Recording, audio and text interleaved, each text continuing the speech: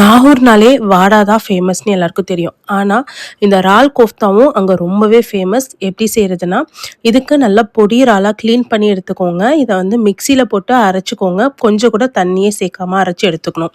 அதே மிக்ஸியில நம்ம தேங்காய் ஆட் பண்ணி அரைச்சு எடுத்துட்டு, பாதி தேங்காய தனியா எடுத்து வச்சுருங்க. பேலன்ஸ் இருக்கிற தேங்காயில பச்சை மிளகாயும், சின்ன வெங்காயமும் அரைச்சு அத தனியா வந்து இறால் கூட மிக்ஸ் பண்ணிக்கோங்க. இப்போ இதில மசாலாஸ் ஆட் பண்ணிக்கலாம். மஞ்சத்தூள், சீரகத்தூள், சோம்புத்தூள், மிளகாய்த்தூள், உப்பு, இஞ்சி பூண்டு பேஸ்ட்டு, முட்டை இதெல்லாமே சேர்த்து நல்லா வந்து கலந்து விட்டு இதையும் தனியா எடுத்துக்கோங்க. தேங்காய் கூட மஞ்சத்தூள், சீரகத்தூள், சோம்பு, மல்லித்தூள் ஆட் பண்ணி அதையும் கலந்து தனியா எடுத்துக்கோங்க.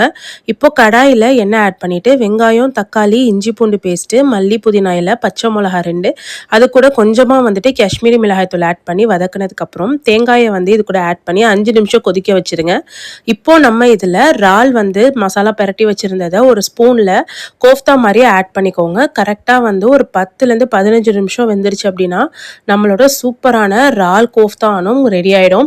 கண்டிப்பாக இந்த ரெசிபியை ட்ரை பண்ணி பாருங்கள்.